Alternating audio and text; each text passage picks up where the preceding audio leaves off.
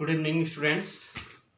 आज कैसे हैं आप सब लोग? आशा करता हूँ कि अच्छे ही होंगे और आप सब लोग हमेशा ही अच्छे रहिए। ठीक है, तो आपको पता ही है कि हमारे चैनल पे आजकल आपकी हिस्ट्री की सीरीज चल रही है और हिस्ट्री की सीरीज में भी आजकल क्या चल रही है, हमारी एंशिएंट हिस्ट्री चल रही है, जिसमें कि हम क्या देख रहे थे, आपके इतिहास जानने के स्रोत। और इतिहास जानने के स्रोतों में भी हम क्या देख चुके हैं, आपके वेदों में चल रहे हैं। और वेदों में हम क्या क्या देख चुके हैं, आपका ऋग्वेद और सामवेद देख चुके हैं। तो आज हम तीसरे वेद यजुर्वेद की बात करते हैं। ठीक है, तो आप तीसरे वेद यजुर्वेद की बात देखते हैं। यजुर्वेद में हमारा क्या क्या दिया गया है।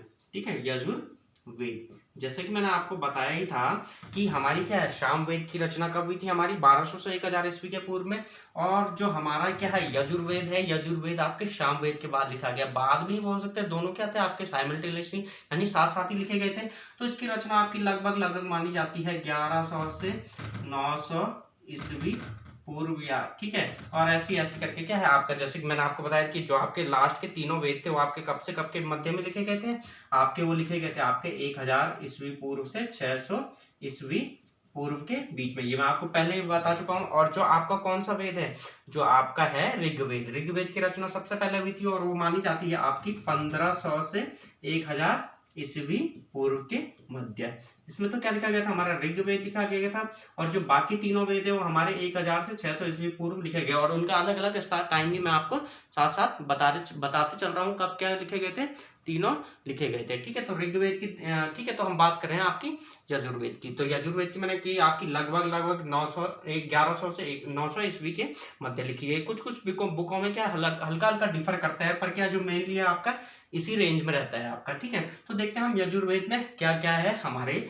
ठीक है, अच्छा, फिर दूसरी चीज आती है कि यजुर्वेद की रचना कहाँ हुई, स्थान। ठीक है, रचना का स्थान, रचना के स्थान की बात जैसे कि मैंने आपको कल पहले ही बता दिया था कि जो आपके बाद के तीन वेद हैं, सामवेद, यजुर्वेद और अथर्ववेद, इन तीनों की रचना कहाँ हुई थी, आपकी गंगा यमुना के दोआब वाले क्षेत्र में हुई थी। ठीक है, तो मैं लिख देता हूँ इसका रचना का स्थान क्या है आपका, गंगा यमुना का दोआब। ठीक है, गंगा यमुना का दोआब, गंगा यमुना का दोआब, गंगा यमुना के दोआब क्षेत्र में क्या हुई थी आपकी यजुर्वेद की रचना हुई थी। अब आता है आपका अगला क्वेश्चन आता है कि यजुर्वेद में है क्या, यजुर्वेद में हमारे है क्या। ठीक है, हम क्योंकि पढ़ क्या रहे हैं कि इनके अंदर क्या क्या चीजें हैं। तो देखो जो यजुर्वेद है आपका, ठीक है, जो यजुर्वेद है आपका ये यज धातु से बना है।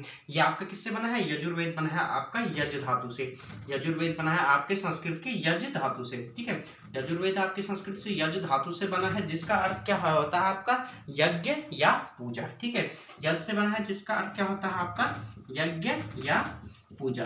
तो इससे क्या अर्थ निकलता है आपका कि जो हमारा यजुर्वेद है, यजुर्वेद के अंदर हमारे क्या है यज्ञ या पूजा करते समय जो अनुष्ठान किए जाते हैं ना, अनुष्ठान किए जाते हैं यानी जो मंत्रोच्चारण किए जाते हैं, पूजा के समय किए जाने वाले मंत्रोच्चारणों का वर्णन कहाँ किया गया आपके यजुर्वेद में। ठीक है, तो मैं यहाँ पे लिख देता हूँ आपका पूजा या यज्ञ के समय, यज्ञ पूजा या यज्ञ के समय उच्चारित किए जाने वाले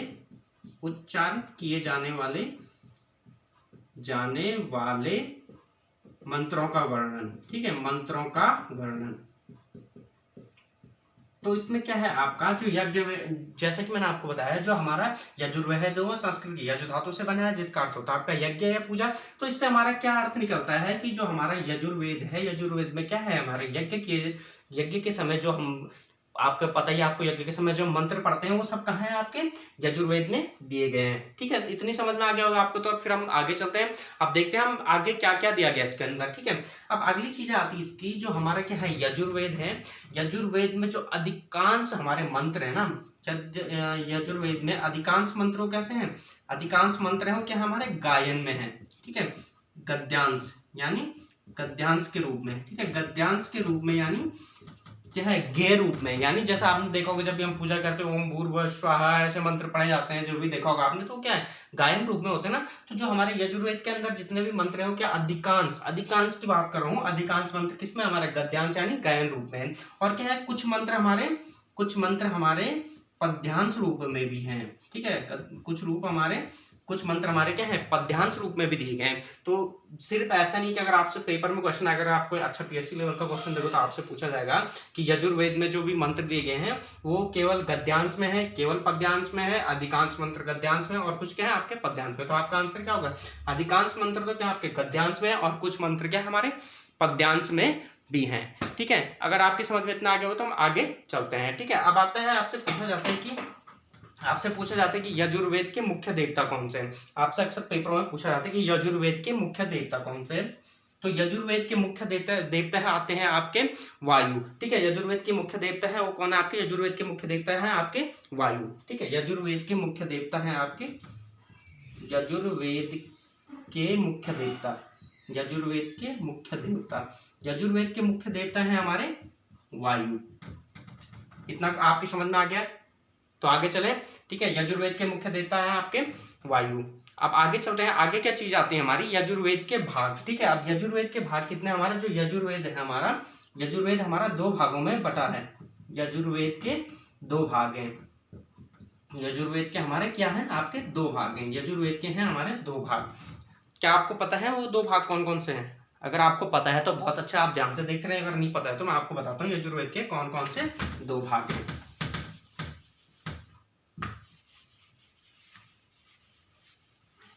यजुर्वेद के भाग। ठीक है, तो ये देखते हैं हम यजुर्वेद के कितने भाग हैं। यजुर्वेद के हैं हमारे 2 भाग, जैसे कि मैं आपको पहले ही बता चुका हूँ, यजुर्वेद के हैं हमारे 2 भाग। यजुर्वेद के हैं हमारे 2 भाग। पहला भाग आता है आपका शुक्ल यजुर्वेद, पहला भाग आता है आपका शुक्ल यजुर्वेद, और दूसरा आता है आपका कृष्ण यजुर्वेद।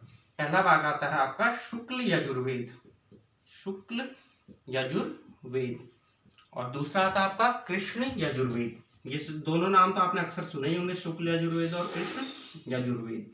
दूसरा भाग आता है हमारा कृष्ण यजुर्वेद। अब देखते हैं शुक्ल यजुर्वेद और कृष्ण यजुर्वेद में इनके अंदर है क्या क्या।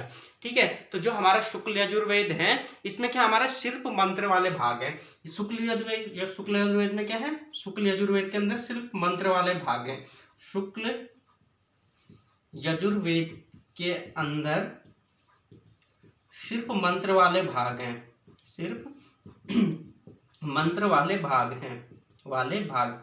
यानी आपसे अगर पूछा जाएगा पेपरों में क्वेश्चन कि किस यजुर्वेद के कौन से भाग के अंदर क्या है आपके सिर्फ मंत्र हैं, सिर्फ मंत्र दिए गए, तो आपका कौन सा वेद है आपका शुक्ल यजुर्वेद। ठीक है, अब दूसरा आता है आपका, ठीक है, यानी कि इसमें सिर्फ मंत्र लिखे गए हैं, गायन रूप में लिखे गए हैं, उनका कोई वर्णन नहीं किया गया है, उनके बारे में कुछ समझाया नहीं गया है। अब जो दूसरा हमारा कौन सा है आपका कृष्ण यजुर्वेद। अब कृष्ण यजुर्वेद के अंदर क्या है हमारा, इसमें क्या है आपके मंत्र भाग है, मंत्र भाग के साथ साथ क्या उनमें, ठीक है, इसके अंदर क्या है आपका मंत्र भाग, और मंत्र भाग के साथ साथ क्या है उनका विनियोग और व्याख्या भी दी गई है।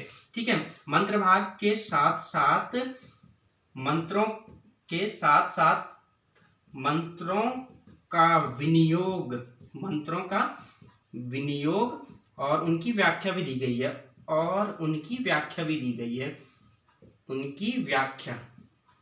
ठीक है, तो आपकी समझ में आया।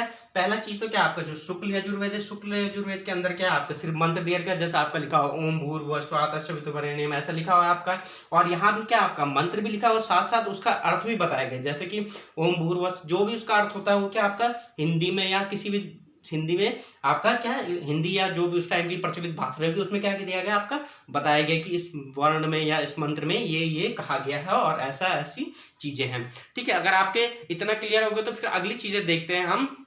अगली चीज आती है हमारी कि जो ये हमारा शुक्ल यजुर्वेद है ये किस चीज से संबंधित है। ठीक है, शुक्ल यजुर्वेद हमारा आदित्य संप्रदाय का प्रतिनिधि ग्रंथ है। शुक्ल यजुर्वेद हमारा आदित्य संप्रदाय का प्रतिनिधि ग्रंथ है, आदित्य संप्रदाय का प्रतिनिधि ग्रंथ है, प्रतिनिधि ग्रंथ। आपसे पूछा जाता है अक्सर, अगर पूछता है पेपरों में पूछा जाएगा आपसे कि आदित्य संप्रदाय का प्रतिनिधि ग्रंथ कौन सा है। अगर आपको यजुर्वेद दिया हो तो आपको यजुर्वेद मानना, अगर आपको अलग अलग दिए होंगे दोनों तो आपका कौन सा आंसर आएगा शुक्ल यजुर्वेद। और दूसरा आता है आपका, ठीक है, क्या हो गया आपका शुक्ल यजुर्वेद तो किसका हो गया आपका आदित्य संप्रदाय का हो गया, और दूसरा हमारा जो कृष्ण यजुर्वेद आता है ये आपका ब्रह्म संप्रदाय का प्रमुख ग्रंथ है, ब्रह्म संप्रदाय का प्रमुख ग्रंथ, संप्रदाय का प्रमुख ग्रंथ। ठीक है, और जैसे कि मैंने आपको इतना समझ में आ गया, देखा आपने, तो मैंने आपको क्या बताया, आपके यजुर्वेद के क्या होते हैं, यजुर्वेद के दो भाग होते हैं, शुक्ल यजुर्वेद, दूसरा कृष्ण यजुर्वेद। तो जो शुक्ल यजुर्वेद है इसमें के अंदर क्या सिर्फ मंत्र लिखे गए, यानी सिर्फ मंत्र लिखे गए हैं संस्कृत में, उनकी कोई व्याख्या नहीं कही गई क्या है, यानी जिसे पढ़ना आता होगा या जिन्हें उन मंत्रों का अर्थ पता होगा वो समझ लेगा, जिन्हें पता नहीं होगा उनके लोग क्या होंगे, सिर्फ लिखे हुए हैं बस, उन्हें कोई समझ नहीं आएगा। और मैंने आपको जैसे कि पहला बताया कि जो आपका शुक्ल यजुर्वेद है आपका आदित्य संप्रदाय का प्रतिनिधि ग्रंथ है। दूसरा आता है आपका कृष्ण यजुर्वेद। कृष्ण यजुर्वेद में क्या किया, मंत्रों के साथ साथ उनका विनियोग और उनकी व्याख्या दी गई। देखो मैंने क्या आपका विनियोग का अर्थ आपको कहता है विनियोग, योग मतलब जुड़ा हुआ, विनियोग मतलब अलग अलग करना है, यानी जो भी इसमें क्या है मंत्र, उन विनियोग और व्याख्या, यानी आपका जो भी उसमें मंत्र लिखा है मंत्र के साथ साथ उसमें बताया भी गया। अगर आपको संस्कृत का अर्थ पता नहीं है, आपको संस्कृत पढ़नी नहीं आती है, तो आपके नीचे क्या है उसका अर्थ भी लिखा हो गया कि इस मंत्र में ये लिखा गया है। विनियोग का अर्थ होता है आपका उनकी व्याख्या, ठीक है। और एक विनियोग आपने पढ़ा होगा, पॉलिटी में भी आता है आपका विनियोग विधेयक, आपने अक्सर समाचारों में सुना होगा विनियोग विधेयक, ठीक। तो ये जब हम पॉलिटी पढ़ेंगे तो वहां भी आपको इस विनियोग का अर्थ बताया जाएगा। और आता है आपका जो ब्रह्म, ये हमारा कृष्ण यजुर्वेद है, क्या आपका ब्रह्म संप्रदाय का प्रमुख ग्रंथ है। अब मैं आपको एक चीज बतानी भूल गया था, जो हमारे क्या होते हैं यजुर्वेद है ना, यजुर्वेद, जो यजुर्वेद के जो ये मंत्र है ना, जो इनका उच्चारण करने वाला वो क्या कहलाता है आपका, यजुर्वेद के अर्धवायु,